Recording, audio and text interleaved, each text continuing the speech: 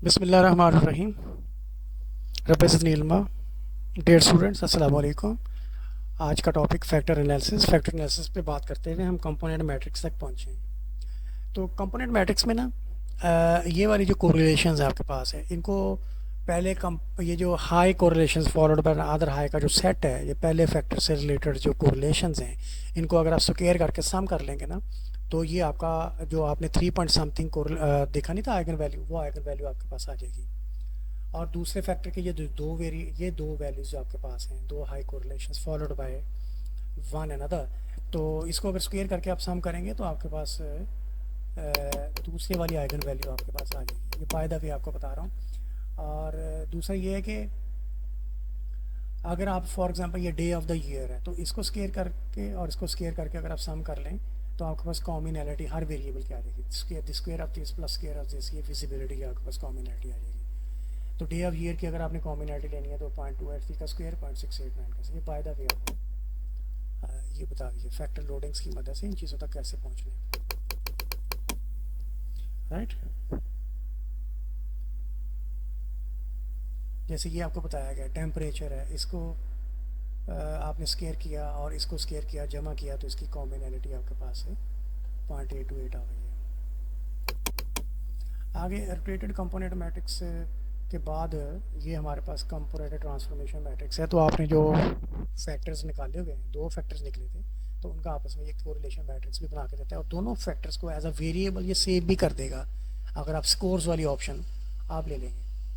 ठीक है, इसके बाद आपको एक एक्टिविटी परफॉर्म करने के लिए दी जा सकती है, वो हम बाद में करेंगे। अब सबसे पहले हम खुद से एसपीएसएस के अंदर फैक्टर एनालिसिस को रन करते हैं। तो फैक्टर एनालिसिस एसपीएसएस की हम जो सैम्पल डेटा फाइल है बैंक लोन, उसको हम यूज़ कर रहे हैं। इसमें बहुत सारे वेरिएबल्स हैं, इसमें 7 स्केल वेरिएबल हमारे पास हैं, 1 2 3 4 5 6 7। बाकी जो आपको वेरिएबल नज़र आ रहे हैं ये एक्चुअली आउटपुट्स हैं। हाँ, सो ये 7 वेरिएबल्स के साथ हमने इसको रन करना है। मेन्यू बटन हम पहले पढ़ के आ चुके हैं। तो मेन्यू बटन हैं analyse, dimension reduction, factor. Okay, अब इन 7 फैक्टर्स जो हमारे पास थे, उनको हमने लेफ़्ट से राइट पे फेंक दिया।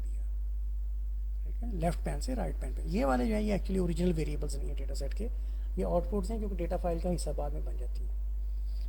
सो डिस्क्रिप्टिव ये 5 पुश बटन्स हैं जिनको हमने यूज़ करना है। डिस्क्रिप्टिव पुश बटन को यूज़ करें, जैसे पहले वो आपने यूनिवेरिएट आप ये ले सकते हैं, क्वेश्चंस ले लें, सिग्निफिकेंट लेवल्स ले लें और KMO, ये ऑप्शंस आप ले लें।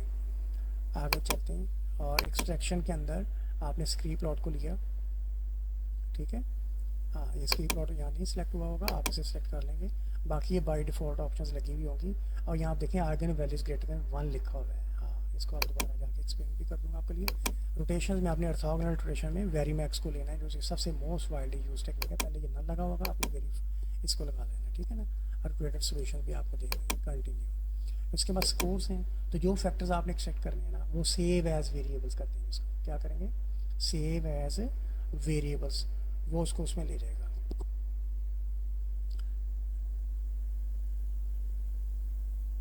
अच्छा जी, आगे चलते हैं ऑप्शंस के अंदर। इसको कंटिन्यू किया, ऑप्शंस के अंदर चलते हैं। ऑप्शंस में आप सॉर्टेड बाय साइज़ की ऑप्शन लेंगे, पहले नहीं ली हुई होगी, आप ये ले लेंगे। ठीक है, कंटिन्यू और ओके प्रेस करेंगे, आपके पास ये आउटपुट टेबल आ जाएगा। पहला डिस्क्रिप्टिव उसने दिए हैं 7 वेरिएबल आपके पास है, 7 का मीन और स्टैंडर्ड डिवीजन दे दिया, सैंपल साइज 850 शो हो रहा है। आगे चलते हैं, कोरिलेशन मैट्रिक्स है। कोरिलेशंस पे बेस करते हुए ही आपको पता है फैक्टर्स बनते हैं। तो ये देखें, ये लोअर हाफ ऑफ द जो टेबल है ये आपको कोरिलेशंस दे रहा है, ये जो उसने बनाया हुआ है। ये देखें, तो सिग्निफिकेंट, ये देखें 000 शो करता है कि सिग्निफिकेंट कोरिलेशंस काफ़ी ज़्यादा तादाद में मौजूद हैं। लेकिन कोरिलेशंस का साइज़ क्या है वो देखें, यहाँ पे मॉडरेट है और कोई ऐसा स्ट्रॉन्ग कोरिलेशन नज़र में नहीं आ रही। मॉडरेट और वीक कोरिलेशन ही नज़र आ रही हैं सारी। ठीक है, फॉर एग्जांपल ये कोरिलेशन आप दें, ये वाली, ये 0.454, ठीक है ना, ये मॉडरेट कोरिलेशन है, 0.5 से कम है, वीक कोरिलेशन है। ठीक है, ये देखिए सिग्निफिकेंट है, ये भी सिग्निफिकेंट है। आगे चलते हैं, ये भी मॉडरेट है और ये देखें सिग्निफिकेंट है। ठीक है, अच्छा जी, आगे चल जाते हैं। तो सिग्निफिकेंट कोरिलेशंस बता रही हैं कि फैक्टर एनालिसिस इस डेटा सेट के ऊपर रन हो सकता है, लॉजिकल है। आगे चलते हैं प्लीज़। नेक्स्ट आपको टेबल नज़र आ रहा है KMO एंड पार्टलेस टेस्ट। तो ये KMO की जो थ्रेशोल्ड वैल्यू है, जो हमारे पास इस वक्त वैल्यू आ रही है, दैट इज़ 0.645, अपवर्ड राउंड करें तो 0.7 ही बन जाती है। तो इसमें जो थ्रेशोल्ड आपको बताया गया है दैट इज़ 0.7। तो अगर आपसे पूछे KMO की वैल्यू क्या है, ठीक है ना, तो आप बता सकते हैं कि दिस इज़ 0.6, और थ्रेशोल्ड वैल्यू पूछी जाए तो वो आप बताएंगे कि 0.7 है। अगर 0.7 से बहुत कम वैल्यू हो तो आप क्या कहेंगे, क्या कंक्लूड करेंगे, तो आप ये कंक्लूड करेंगे कि data is not fit for factor analysis. बाकी ये पी वैल्यू अब आपको नज़र आ रही है यहाँ पे, ये पी वैल्यू, ये जो पी वैल्यू है this is less than alpha, this is less than alpha. Less than alpha हो तो आप सबको पता है कि हम रिजेक्ट एज नोट करते हैं। क्या करते हैं? रिजेक्ट एज नोट, रिजेक्ट कर देते हैं एच नॉट को। तो आपने जिस एच नॉट को रिजेक्ट किया वो एच नॉट था क्या, ये तो बताएं। वो एच नॉट था क्या, वो आपको बता दिया था कि none of the variables is significantly correlated. तो ये रिजेक्ट हो गया, इसका मतलब वेरिएबल्स जो है वो सिग्निफिकेंटली कोरिलेटेड है विद ईच अदर। आगे चलते हैं प्लीज़, कॉम्बिनैलिटीज़ में आ गए। कॉम्बिनैलिटी आप से पूछा जा सकता है कि सबसे ज़्यादा हाई कॉम्बिनैलिटी किस वेरिएबल की है, तो आप देख के बता दें किसकी कॉम्बिनैलिटी, एज की हाई है या किसकी है, एम्प्लायर की हाई है। मुझे तो ये 819 है, तो ये जो 0.819 है ये मुझे हाईएस्ट लग रही है, ठीक है ना।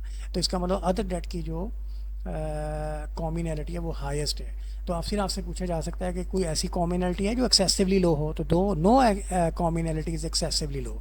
एक्सेसिवली लो होने के लिए थ्रेशोल्ड वैल्यू क्या है वो आपको बता दिया गया कि दैट इज़ 0.2। तो हमारे पास कोई वैल्यू ऐसी नहीं 0.2 या उससे लेस हो। तो एक ऐसा वेरिएबल जिसकी कॉम्बिनैलिटी 0.2 या उससे लेस हो, तो उसके बारे में आप क्या एक्शन ले सकते हैं।